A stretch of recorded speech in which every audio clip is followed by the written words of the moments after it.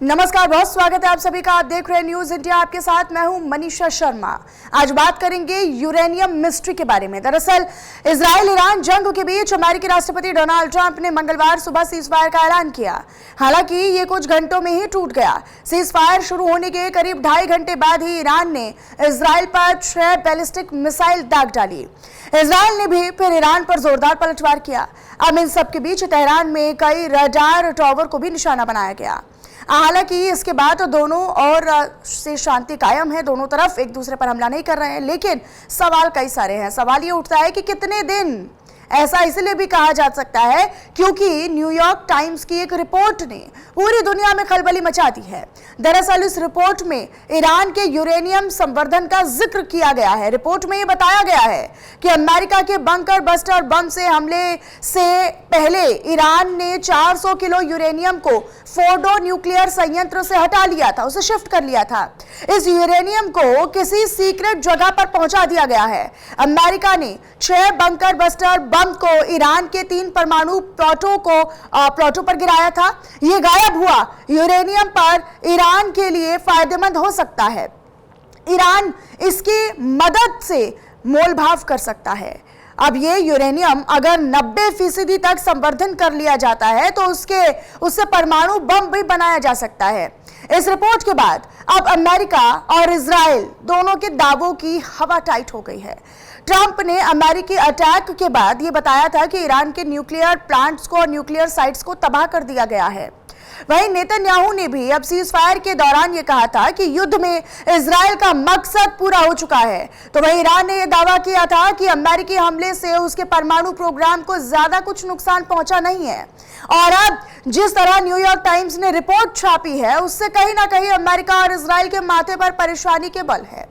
अब ऐसे में बड़ा सवाल कि क्या ईरान में अमेरिकी ऑपरेशन फेल हो गया? क्या यूरेनियम को लेकर ईरान ने खेल कर दिया? क्या खामेनेई का बैकअप प्लान पहले से तैयार था? क्या ईरान के साथ जंग में इजराइल और अमेरिका को शिकस्त का सामना करना पड़ा? आज इन तमाम विषयों पर और इन तमाम सवालों पर हम करेंगे चर्चा। हमारे साथ 2 खास मेहमान मौजूद हैं। कैप्टन जयदेव जोशी जी, जो कि रिटायर्ड है डिफेंस एक्सपर्ट के तौर पर हमारे साथ जुड़ रहे हैं। रिटायर्ड ब्रिगेडियर संजय खन्ना हमारे साथ जुड़ रहे हैं डिफेंस एक्सपर्ट के तौर पर। मैं दोनों का रुख करूंगी, लेकिन उससे पहले एक बड़ी जानकारी आप तक साझा कर देते हैं। दरअसल ईरान पर हमले को लेकर डोनाल्ड ट्रंप ने बड़ा बयान दिया है। हेग में नाटो समिट के दौरान ट्रंप ने बयान देते हुए हिरोशिमा नागासाकी से ईरान पर हमले की तुलना की है। ये उन्होंने दरअसल एक तुलना की है, एक कंपैरिजन। हिरोशिमा नागासाकी से ईरान पर हुए हमले की तुलना की गई। ईरान पर हमला हिरोशिमा नागासाकी की तरह था। अमेरिका के हमले से ईरान इजराइल युद्ध खत्म हुआ, ये ट्रंप ने फिर से दोहराया है। अमेरिकी राष्ट्रपति डोनाल्ड ट्रंप बड़ बोले हैं और इसमें कोई दो राय अब नहीं रह गया है, लेकिन कब क्या बोलेंगे ये किसी को अभी नहीं पता है। इजराइल ईरान जंग को लेकर उनका हालिया बयान काफी चौंकाने वाला है, जो चर्चाओं में बना हुआ है। ट्रंप ने ईरान के परमाणु ठिकाने पर हमले की तुलना हिरोशिमा नागासाकी से कर दी है। उन्होंने क्या कुछ कहा है वो भी आपको सुनवाते हैं।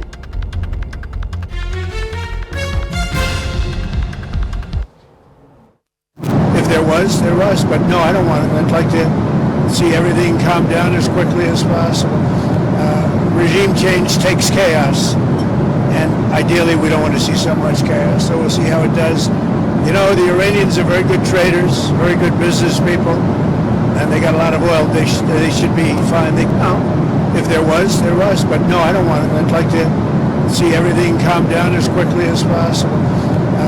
Regime change takes chaos, and ideally we don't want to see so much chaos, so we'll see how it does.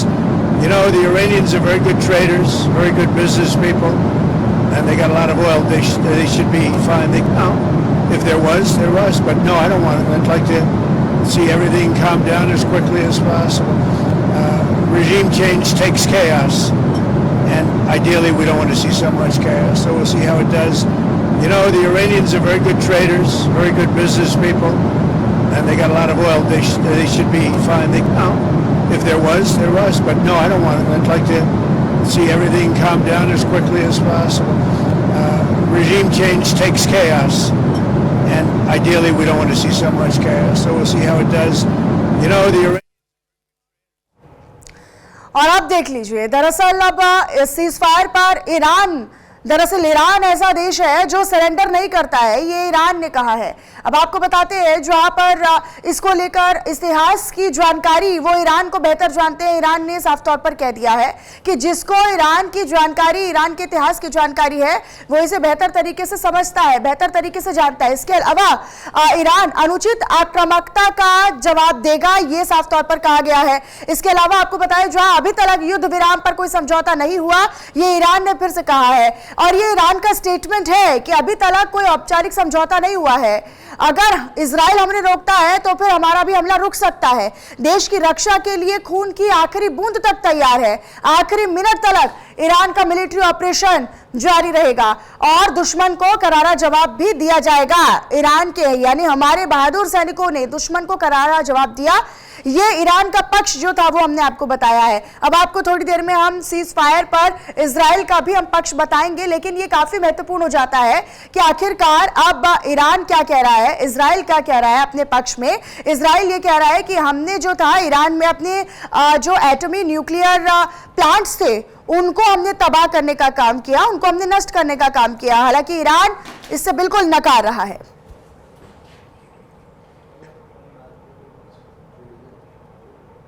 चलिए आगे बढ़ते हुए आपको बताएं, जो ईरान से इस वक्त की बड़ी खबर मिल रही है। ईरानी संसद में अमेरिका इजराइल के खिलाफ नारे लगे हैं, ये बड़ी जानकारी है। ईरान के सांसदों ने यूएस इजराइल के खिलाफ नारे लगाए हैं। सांसदों ने अमेरिका मुर्दाबाद, इजराइल मुर्दाबाद के नारे लगाए हैं संसद में। तो ये बड़ी खबर आप तक साझा कर रहे हैं। हालांकि मिडिल ईस्ट में ये उम्मीद है कि अब शांति की तरफ ये जो युद्ध है वो जाता नजर आएगा, लेकिन संसद के भीतर से तस्वीरें कुछ और बयां कर रही हैं। संसद में ईरान के दरअसल यहाँ पर इजराइल और अमेरिका के खिलाफ ये नारे लगाए गए हैं। सांसदों ने अमेरिका मुर्दाबाद और इजराइल मुर्दाबाद के नारे लगाए हैं संसद में खड़े होकर। आप ये देखिए कि ईरान के संसद में खड़े होकर सांसदों ने अमेरिका और इजराइल के खिलाफ ये नारेबाजी की है और पूरा संसद इन विरोध भरे नारों से गूंज उठा। अमेरिका मुर्दाबाद, इजराइल मुर्दाबाद के नारे लगाए गए। एक तरफ ईरान जो अपनी सैन्य कार्रवाई के बाद जश्न में है और सीज फायर के बाद तो वहां पर जश्न की तस्वीरें भी आई थी, लेकिन अपनी पीठ थपथपाने का काम तो अमेरिका भी कर रहा है और इजराइल के नेतन्याहू की तरफ से, इजरायली सैनिकों की तरफ से जो की गई कार्रवाई है उसको लेकर भी अपनी पीठ थपथपाने का काम किया गया। लेकिन दूसरी तरफ ईरानी संसद में अब ये मुर्दाबाद के नारे जो हैं वो दोनों देशों के खिलाफ लगे हैं, अमेरिका मुर्दाबाद और इजराइल मुर्दाबाद के।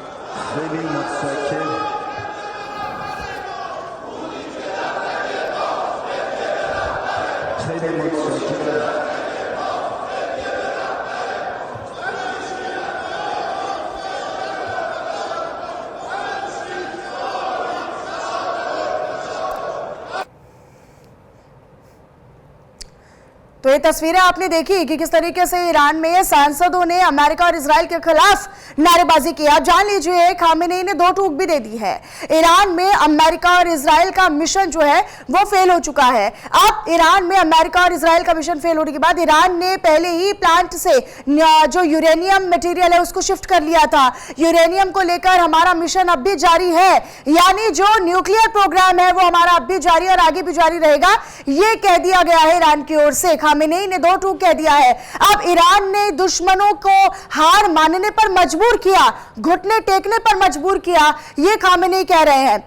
हार मानने पर मजबूर किया, ईरान की ओर आंखें उठाने वाले को माकूल जवाब दिया जाएगा। ये उन्होंने भविष्य में भी संकेत दिया है कि अगर ईरान के खिलाफ कोई आंख उठाकर देखता भी है तो फिर उसको इसी तरीके से माकूल जवाब दिया जाएगा। और ईरान जो है वो घुटने टेकने वाला नहीं है। वो बार बार ये कह रहे हैं, खामेनेई जो है वो ये कह रहे हैं कि जो ईरान का इतिहास जानता है वो ये कहता है कि हम सरेंडर नहीं करते हैं। वो जानते हैं कि हम सरेंडर कभी नहीं करते हैं और भविष्य में भी अगर इस तरह की कोई सैन्य कार्रवाई ईरान पर की जाती है, हमला किया जाता है, तो इसी तरीके से माकूल जवाब दिया जाएगा।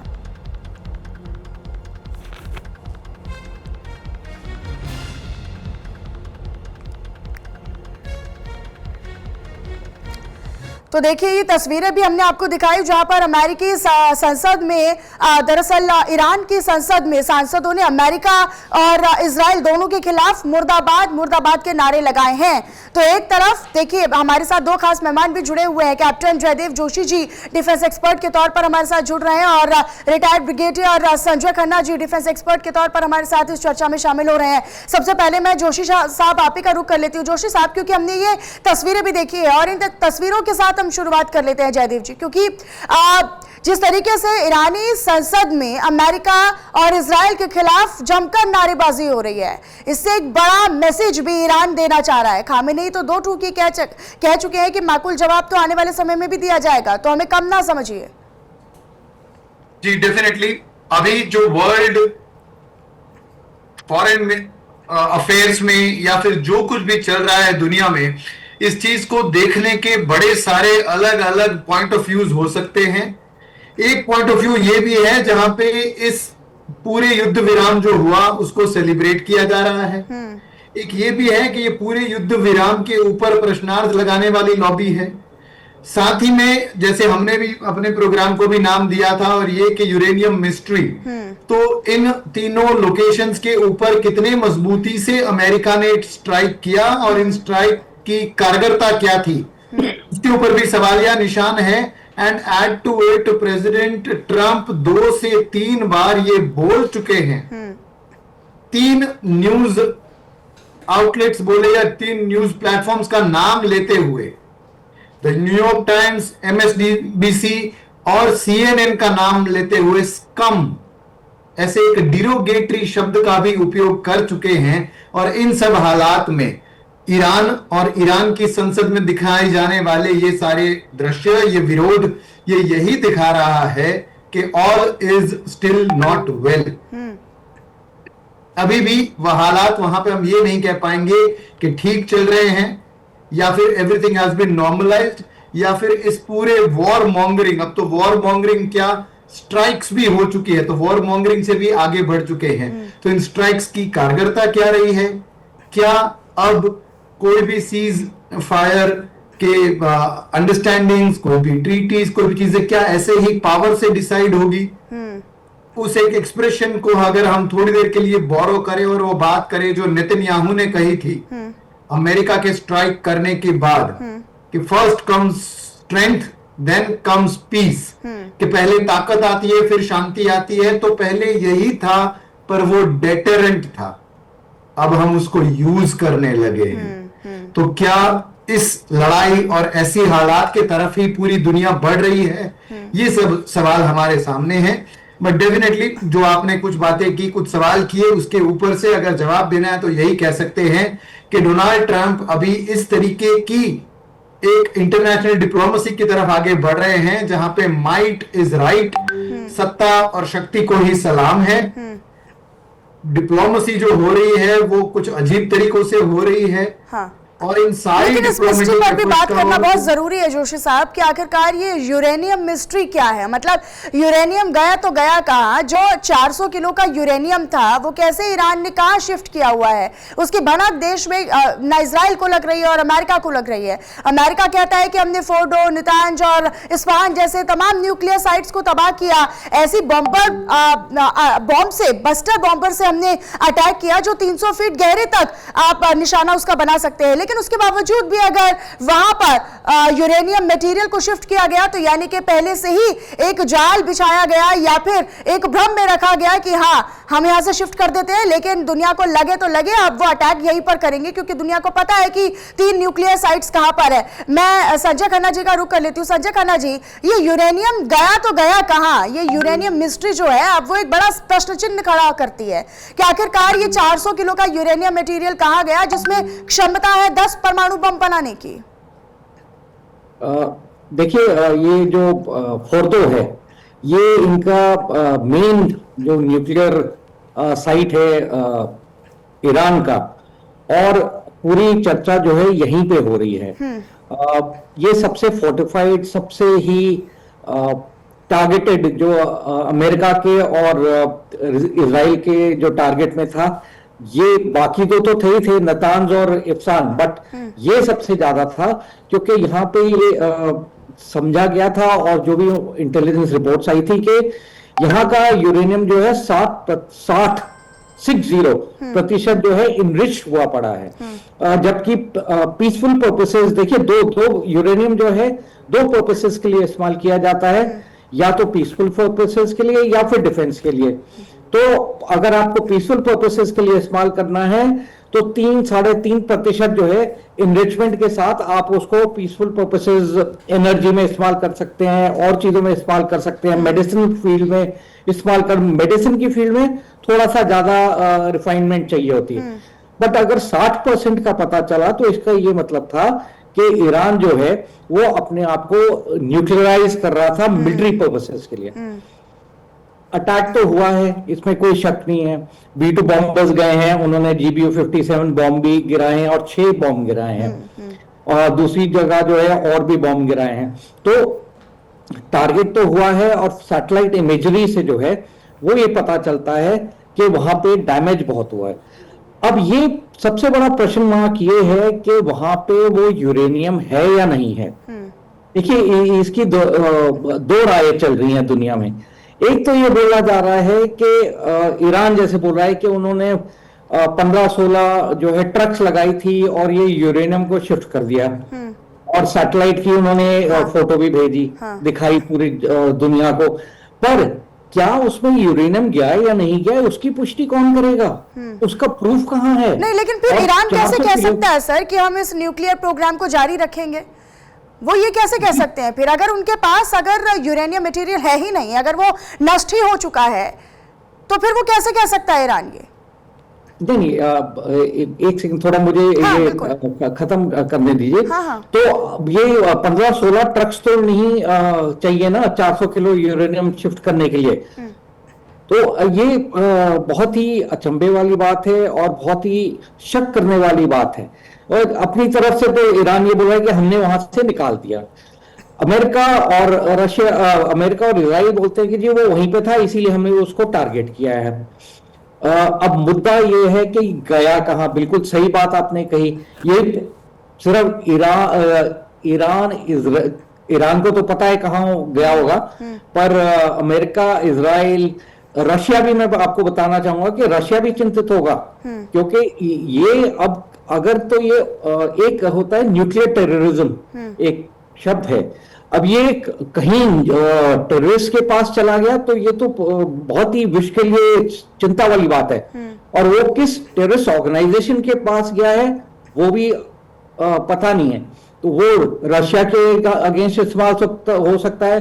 देखिए चाइना भी में भी जो है मुस्लिम्स उजागिर जो है उनके खिलाफ काफी चाइना ने सप्रेशन करके रखा हुआ है, उनको जेलों में डाला हुआ है, वहां पे भी कुछ हो सकता है। तो ये CIA, मोसाद, जो रशिया की इंटेलिजेंस एजेंसीज हैं, मतलब पूरी दुनिया की इंटेलिजेंस एजेंसीज जो है इसमें लगी होंगी ये पता करने के लिए। अलग जो मैं बताना चाहता हूं कि जब अमेरिका को और इजराइल को पता था कि ये हमने न्यूक्लियर साइट्स टारगेट करनी है, तो 100% वो यही यकीन करना चाहेंगे कि वहां से कोई यूरेनियम जो है या और कुछ सेंट्रीफ्यूज जो है, सेंट्रीफ्यूज तो वहां से शिफ्ट नहीं हुए हैं। तो उनके जो सैटेलाइट रडार, जो सैटेलाइट्स हैं, रडार्स हैं, जो कि यूरेनियम की जो उसकी रेडिएशन निकलती है उसको पिकअप कर सकते हैं। तो उन्होंने वो सब सक्रिय 100% करके रखा होगा। और साथ ही साथ मोसाद जो है वहां पे उन्होंने भी अपनी आंखें गड़ा के रखे होंगे कि कहीं ये जो है कुछ चीज शिफ्ट ना कर दें। तो जब तक ये यूरेनियम नहीं मिलता है ये सस्पेंस बना रहेगा कि वाकई ही यूरेनियम वहां से निकला है या वो अभी भी जो न्यूक्लियर साइट है जो बर्बाद हुई है। अब न्यूक्लियर साइट बर्बाद तो ऊपर से तो दिख रही है, अब अंदर कितनी हुई है। देखिए ये जो इंटरनेशनल न्यूज एजेंसीज हैं वो बोल रही हैं कि ऐसा तबाही नहीं हुई है जैसे कि ट्रंप साहब बोल रहे हैं। ट्रंप साहब अभी भी इसी बात पे अड़े हुए हैं कि खुद न्यूयॉर्क टाइम्स में रिपोर्ट छपी है सर, खुद न्यूयॉर्क टाइम्स ये कह रहा है रिपोर्ट छापते वक्त कि वहां पर उतना बड़ा डैमेज नहीं हुआ। हालांकि ट्रंप ये बार बार इसे कहते हुए थक नहीं रहे हैं, लेकिन ईरान क्या कह रहा है और ईरान की बात को भी वो छाप रहे हैं। ईरान ये कह रहा है कि हमारे यहाँ पे कोई नुकसान नहीं पहुंचा है, लेकिन उसके बावजूद भी तीनों जहां पर हमला किया गया, डोनाल्ड ट्रंप ये कह रहे हैं कि भाई हमारा टारगेट और इजराइल का टारगेट पूरा हो गया है। जोशी साहब, मैं आप पर आना चाहूंगी। ये एक तरफ तो ढिंढोरा पीट रहे हैं पूरी दुनिया में अमेरिका और इजराइल कि भाई हमारा टारगेट पूरा हो गया है। अभी नेतन्याहू ने बयान भी दिया था। अभी नेतन्याहू ये कहते हैं कि भाई हम एक शेर की दहाड़ की तरह आए और हमने तेहरान में सिर्फ तबाही मचा दी है। दुनिया की सेनाओं को इस युद्ध से सीखने की जरूरत है और हम पूरी दुनिया की सेनाओं को इस युद्ध से सिखाएंगे। एक तरफ ये कहना और दूसरी तरफ ईरान जो है वो जश्न मना रहा है, वो सीज फायर के बाद भी जश्न की तस्वीर है। तो इजराइल का और अमेरिका का असर तो ईरान पर नजर नहीं आ रहा है बिल्कुल भी। जी हाँ, बिल्कुल नहीं। और अभी पैनल पे ब्रिगेडियर संजय सर भी है and I am sure sir agree करेंगे इस बात को, मनीषा जी, कि अभी जिस तरीके से स्ट्राइक्स हुई है ये हर एक देश के द्वारा सिंगुलर स्ट्राइक हुई है। सामने सामने रिटेलिएशन भी तो इतना नहीं हुआ है। अगर मैं थोड़ा एक्सटेंड करूं इसी आर्ग्यूमेंट को और हमारे इंडियन कॉन्टेक्स्ट में कहने की कोशिश करें तो जैसा ऑपरेशन सिंदूर में हुआ वैसा भी तो नहीं हुआ है। इजराइल गया अकेला स्ट्राइक करके आया। ईरान ने यस मिसाइल स्ट्राइक्स करे इजराइल के ऊपर, ये हुआ, ये थोड़ा हुआ। बट उसके बाद जब अमेरिका जाता है और वहां पे बंकर बस्टिंग बॉम्ब्स डालता है, नो रिटेलिएशन, कुछ भी नहीं होता है। ईरान अटैक करता है कतर में स्थित अमेरिकी मिलिट्री बेस के ऊपर, उसका कोई रिटेलिएशन नहीं है। सो कोई रिटेलिएशन ना हुआ हो उस हालत में कोई भी देश अपनी एब्सोल्यूट विक्ट्री कैसे दिखा सकता है? It's very foolish and it is very myopic way of seeing things. हम आधा अधूरा और एक तरफा और बायस्ड जजमेंट बनाएंगे अगर ये कहेंगे कि इन स्ट्राइक से किसी एक देश का अपर हैंड हो गया या अपर हैंड नहीं रहा। ईरान हमस नहीं है, हिजबुल्ला नहीं है, हाउदी नहीं है। ये अमेरिका और इजराइल दोनों को समझना चाहिए। एट द सेम टाइम, जैसे संजय सर भी आगे बात कर रहे थे, वैसे ही डोनाल्ड ट्रंप ने 2 हफ्तों का टाइम दिया था इन साइट्स के ऊपर अटैक करने। हो सकता है ये डिसेप्शन था। उसके बाद वो लोग कहते हैं B-2 बॉम्बर्स जो फ्लाई इन करे उसके उन्होंने 2 और पैकेजेस, वो पैकेज बोलते हैं जिस फॉर्मेशन में वो उनके अपने प्लेन्स उड़ाते हैं, उनको पैकेज बोला है। तो कहते हैं कि हमने 2 ऐसे पैकेजेस फ्लाई किए थे, वो डिसीव करने के लिए, धोखा देने के लिए उड़ाए थे। दूसरी बात। तीसरी बात, जब ये सब हो रहा था तो हम क्या ये मान ले कि ईरान ने कोई हरकत नहीं की होगी? यूरेनियम को मूव करना इतनी मुश्किल बात नहीं है। संजय सर ने बड़ा ही अच्छा लॉजिकल पॉइंट दिया कि इतने सारे ट्रकों की जरूरत नहीं है 400-500 kg यूरेनियम को शिफ्ट करने के लिए। बट वो भी एक डिकॉय हो सकता था, कई सारी चीजें हो सकती है। तो इन सब के ऊपर प्रश्नार्थ है। बट जो क्लियर है वो ये है कि IAEA कहता है और अमेरिका का खुद का इंटेलिजेंस कहता है कि इतना भी नजदीक नहीं था ईरान ये सब बनाने के लिए, नंबर 1। नंबर 2, यूरेनियम थोड़ा प्लस माइनस हुआ, थोड़ा खराब हुआ, हताहत हुआ, नहीं यूज कर पाएंगे।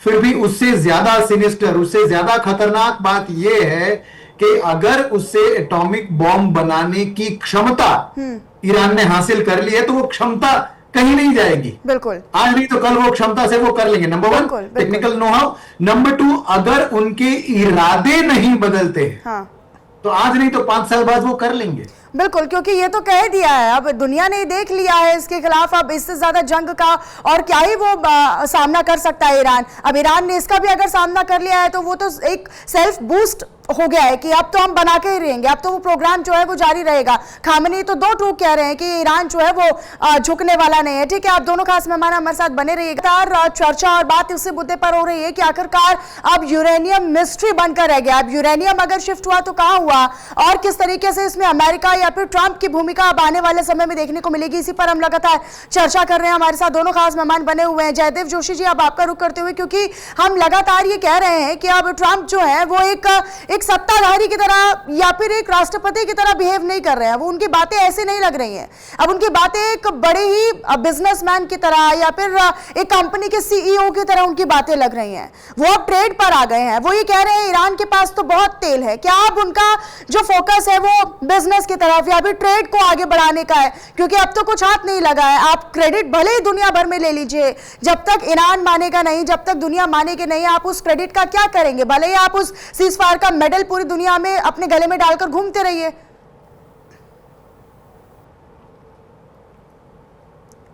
जोशी साहब, आवाज मिल रही है? मुझे लगता है शायद म्यूट कर लिया आपने। हाँ, नहीं, मुझे लगा था आपने संजय सर से ये सवाल पूछा था। यस, कोई बात नहीं, आप जवाब दीजिए। जी, अपना last part of the question please repeat कर देंगे, लास्ट पार्ट मुझे नहीं आया था। नहीं, बिल्कुल मैं दोहरा देती हूँ सर, क्योंकि हम लगातार देख रहे हैं कि अब ट्रेड की तरफ जो अमेरिका है या फिर ट्रंप है वो बढ़ गए हैं अब, क्योंकि वो एक सफल पॉलिटिक्स तो वो करते ही हैं, लेकिन उससे पहले वो बिजनेसमैन भी हैं, तो वो एक बिजनेसमैन की तरह भी वो उस लाइन पर चल रहे हैं। क्या ये माना जाए कि पगला दोनों तरफ बराबर था? जब इजराइल ने शुरू में ईरान के ऊपर अटैक किया था, तब ये सोचा नहीं था कि ईरान भी इतनी ज्यादा जवाबी कार्रवाई करेगा। वो होने के बाद जो है, ये जो कतार में अमेरिकन बेस है, जो सबसे बड़ा मिडिल ईस्ट में बेस है, उस पे जो है मतलब ईरान ने अमेरिका को भी बताया और कतार को भी बताया कि जी हम एयर स्ट्राइक करने वाले हैं, हम मिसाइल्स दाग रहे हैं। जो रिपोर्ट्स के हिसाब है कि उन्होंने जो है 6 मिसाइल्स ही दागी उस जगह। तब तक अमेरिकन और कतारी जो भी फौज वहां पे थी वो सब खाली करके चले गए, और बाद में पुष्टि भी अमेरिका ने की कि जी कोई वहां पे नुकसान नहीं हुआ है। तो ये एक सिंबॉलिक स्ट्राइक की गई थी, और ये सब स्टेज मैनेज किया गया है। अच्छा, ये सब अपना आकलन कर रहा है, ईरान अपनी जीत का आकलन कर रहा है, ईरान अपनी पीठ थपथपा रहा है। वो ये कह रहा है कि हमने बहुत अच्छी सैन्य कार्रवाई की है, और सरकार यानी खामेनी जो है वो अपनी सेना की पीठ थपथपा रहे हैं, उनकी प्रशंसा करते नहीं थक रहे हैं। इधर इजराइल है जो नेतन्याहू ये कह रहे हैं कि हमने तो तेहरान में ऐसी तबाही मचाई है कि विश्व भर को हमारे युद्ध से सेनाएं जो है वो सीखेंगी, और अमेरिका अपनी सीज फायर का मेडल लेकर घूम रहा है गले में। तो ये अपनी अपनी जीत का आकलन तो सब अपने अपने हिसाब से कर रहे हैं, सब अपने अपने पक्ष में बोल रहे हैं। इसमें कौन हारा या कौन जीता इसका फैसला तो किया जाना मुश्किल है अभी। देखिए, जंग कहीं पे भी हो, किसी भी लेवल की हो, विनर कोई नहीं निकलता है। बोलने के लिए आप बोल देते हो फला फला विनर है, पर नुकसान जो है दोनों जगह होता है। आप अगर आपस में दो इंसानों के बीच भी लड़ाई हो, तो वो भी अगर आपस में एक दूसरे को मुक्का मारेंगे तो चोट दोनों को लगेगी। और ये ठीक है, एक ने गिरा के मुक्का मारा और एक ने जो है वैसे मुक्का मारा, तो पर मुक्के तो दोनों को लगे हैं, चोट तो दोनों की लगी है। तो in war there are no winners until and unless के बिल्कुल ही उस देश को खत्म कर दिया जाए, तब तक आप नहीं बोल सकते हैं कि विनर है नहीं है। हर देश अपना ये दावा करता है। अब पाकिस्तान का देखिए आप, ऑपरेशन सिंदूर में क्या हुआ, हमने पूरे विश्व को पता है कि हमने उनके अगेंस्ट जो है क्या क्या दागा है, क्या क्या वहां पे जो है हमने ब्रह्मोस छोड़ा है, हमारे फाइटर एयरक्राफ्ट गए हैं, इतना कुछ वहां नुकसान हुआ है। उनकी जो मिलिट्री स्टैब्लिशमेंट, हमने उनकी सिविलियन पॉपुलेशन को जो है बिल्कुल भी टच नहीं किया। अगर कोई गलती से कोलैटरल डैमेज हो गया तो वो इस टाइप के युद्ध की एक चीज मानी जाती है कि कोलैटरल। बदले में पाकिस्तान ने बहुत कुछ कोशिश की, पर वो बिल्कुल नाकाम हुआ। पर तब भी वो पूरे विश्व में जो है ढिंढोरा पीट रहा है कि जी हम तो ये इस युद्ध में जो है हम विनर हैं। तो कोई भी देश जो है वो इस चीज को मानेगा नहीं कि हम कि वो तो यही बोलेगा कि हम ही जीते हैं। तो ये बता पाना मुश्किल है। पर देखिए, इजराइल जो है वो इतने सालों से अलग अलग युद्ध से जूझ रहा है, टेररिस्ट ऑर्गेनाइजेशंस के साथ जूझ रहा है, और अब जो है ये ईरान के साथ जब से लड़ाई हुई है तो उनके यहाँ देश में बहुत बहुत ज्यादा तबाही हुई है, बहुत ज्यादा तबाही हुई है। इंफ्रास्ट्रक्चर को, उनके टेक्निकल एस्टेब्लिशमेंट को, उनके बैंक्स को, अब रीडेवलपमेंट में भी टाइम लगेगा जिसमें बिल्कुल। तो आप ये सोचिए कि उनका जो इकोनॉमी कहाँ चली गई होगी। कोई भी लड़ाई होती है उससे कोई जो देश है जो लड़ रहे हैं वो 5 साल 10 साल 15 साल 20 साल पीछे चले जाते हैं इकोनॉमिकली। लड़ाई में इतना कुछ जो है साजो सामान लगता है जिसका खर्चा है, और उसको बाद में आपने रिप्लेनिश करना है तो कहां से करोगे, अपने इकोनॉमी से ही आप करोगे। तो इस वजह से जो है इसमें इजराइल जो है इकोनॉमिकली मैं कहूंगा। अच्छा, लेकिन सर ये भी एस्पेक्ट समझना बहुत ज्यादा जरूरी है कि अगर न्यूक्लियर प्लांट बनाने या न्यूक्लियर प्रोग्राम जारी रखने की बात अगर खामेनी दो टूक लहजे में कह रहे हैं, तो क्या ये मिडिल ईस्ट के लिए चिंता की खबर है? ये चिंता करने वाली खबर है, क्योंकि अपने आपने कहा कि अगर इसके पॉजिटिव पर्पस के साथ इसका इस्तेमाल किया जाए तो इसकी 60% तक की एस्टेब्लिशमेंट नहीं होती, इसमें इनरिचमेंट नहीं होती। इसमें अगर आपने उसको नेगेटिव पर्पस के लिए इस्तेमाल करने की प्लानिंग की हुई है या फिर ठाना हुआ है और उसको आप जारी रखे रहेंगे, तो फिर यानी कि अब ये चिंता का विषय मिडिल ईस्ट के साथ साथ पूरी दुनिया भर के लिए हो जाता है। जी बिल्कुल। मिडिल ईस्ट में जो है वर्चस्व की लड़ाई चल रही है। इसमें एक तरफ जो है ईरान अपने आप को, जबकि वो शिया स्टेट है, वो अपने आप को पूरे मिडिल ईस्ट में जो है वो बादशाह बनाना चाहता है। दूसरी तरफ से सऊदी अरेबिया है, वो अपने आप को उस लेवल पे लाना चाहता है। तीसरा आपको पता है कि तुर्की, एर्दोगान जो उनके वहां पे लीडर हैं, उनको वो तो बिल्कुल ही वो खलीफत एस्टैब्लिश करने का उनका ये प्रोसेस चल रही है। तो ये तीन जो देश जो हैं ये वहां मिडिल ईस्ट में वर्चस्व अपना कायम करना चाहते हैं, और अमेरिका चाहता है कि इन तीनों की जगह जो है इजराइल ले ले उस पूरे मिडिल ईस्ट में, और सबसे बड़ा जो है वो बन के रहे और उसके थ्रू जो है मिडिल ईस्ट में चीजें डिक्टेट हों।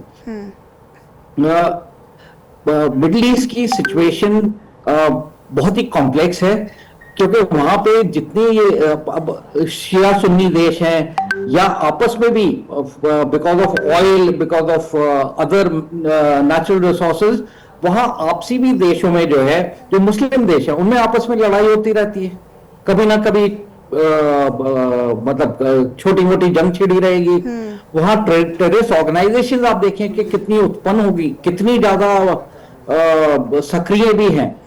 कहीं पे भी दुनिया में कोई भी टेररिस्ट अटैक होता है या टेररिस्ट गतिविधि होती है, उसमें मिडिल ईस्ट के, सीरिया के हो गए, लेबनान के हो गए, और जो देश हैं, और पाकिस्तान भी, इसमें पाकिस्तान भी शामिल है, इनके नागरिक जो है वो टेररिस्ट एक्टिविटीज में बहुत सक्रिय हैं। तो मिडिल ईस्ट का बाकी जितने आप देखिए अरब देश हैं वो अपने आप को प्रोग्रेसिव समझते हैं और वो इन चीजों में जो है वो घुसना नहीं चाहते हैं, क्योंकि उनको पता है कि अगर वो इस चीज में एंगेज हो गए तो जो उनकी प्रगति है आगे आने वाले समय में वो नहीं हो पाएगी। हाँ, लेकिन अगर ये यूरेनियम मटेरियल को नष्ट नहीं कर पाए हैं पूरी तरीके से, अमेरिका के बस्टर बम भी, अगर बंकर बस्टर बम या बीटो बॉम्बर्स जैसे कि हम लगातार देख रहे हैं, उनकी पावर कितनी है? आप ये समझिए कि वो 300 फीट नीचे गहरे लक्ष्य तक को भेदने के लिए सक्षम माने जाते हैं, उतना अटैक वो कर सकते हैं।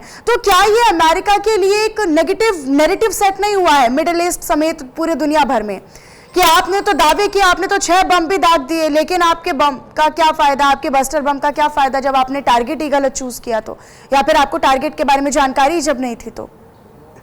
देखिए मनीषा, मैं ये मानने को तैयार नहीं हूं कि टारगेट के बारे में अमेरिका को पता नहीं था, क्योंकि ये जो जितने भी न्यूक्लियर साइट्स हैं दुनिया में, उनके बारे में आपको डिक्लेयर करना पड़ता है IAEA को, और किस तरह से जो है वो वहां पे रखरखाव है यूरेनियम का, या यूरेनियम इनरिचमेंट पड़ रही है, जो सेंट्रीफ्यूज है वो किस तरह से रखे जा रहे हैं, हार्ड वाटर जो हेवी वाटर फैसिलिटी है वो कैसे इस्तेमाल में लानी है। तो ये सब चीज का जो है ओपन डोमेन में है। अगर आप देखें कि इस युद्ध से पहले जो है मैक्सिमम लोगों को नहीं पता था कि ये यूरेनियम जो है, जो इनरिचमेंट प्लांट है इनका फोर्डो में, वो 300 फीट नीचे है। तो ये सब ओपन डोमेन में होने की वजह से अमेरिका को भी पता था, इजराइल को भी पता था, सबको पता था कितना नीचे और क्या कार्रवाई करना है। मैं इसीलिए कई बार ये अपने आप से सवाल पूछता हूं कि जब अमेरिका को ये चीज पहले से ही पता थी, उन्होंने जब ये जंग शुरू हुई है तो उन्होंने तब क्यों नहीं अटैक किया ईरान के ऊपर, जो कि सबसे सही समय था। उस टाइम ईरान जो है बिल्कुल बैलेंस सिचुएशन में नहीं था, जैसे ही जंग छिड़ी है उस टाइम अटैक करना चाहिए था। आपने तब किया जी जब सब चीजें ऑलमोस्ट दोनों की जो मिलिट्री पावर है वो खत्म हो रही है, तब आप बड़े दादा के तौर पे आप आ गए, बोला जी हम तो ये स्ट्राइक करेंगे, आपने स्ट्राइक कर दी और एक सैटेलाइट लेकिन इमेजरी तब जो तक है वो चौकन्ना हो गया, लेकिन तब तक ईरान जो है वो चौकन्ना हो गया, उसे पता चल गया कि उसको आगे क्या करना है, कैसे अपना बचाव करना है। ठीक है, बहुत शुक्रिया संजय जी आपका, हमारे साथ आप जुड़े और आपने बेहतर तरीके से हमारे दर्शकों तक हर एक पहलू को रखा। हमारे साथ कैप्टन जयदेव जोशी जी भी जुड़े थे, उन्होंने भी बहुत बेहतर तरीके से इस पूरे पहलू को रखा। लेकिन देखिए अभी भी यूरेनियम को लेकर एक मिस्ट्री का प्रश्न चिन्ह जो है वो लगातार बना हुआ है और मिडिल ईस्ट में ये चिंता की बात इसलिए है कि अगर ये सीज फायर के पहले की शांति, क्या ये मिडिल ईस्ट के लिए शांति है, स्थायी शांति है, और अगर क्या ये भी बड़ा सवाल हो जाता है कि क्या ये शांति एक बड़े या नए युद्ध की इससे पहले की शांति है। इस पर अभी भी कह पाना कुछ मुश्किल है, लेकिन आने वाला समय बताएगा कि मिडिल ईस्ट के लिए क्या ये स्थिर शांति है या फिर अस्थायी शांति है। फिलहाल मेरे साथ इस चर्चा में इतना ही, बाकी तमाम खबरों के लिए आप बने रहिएगा हमारे साथ। नमस्कार।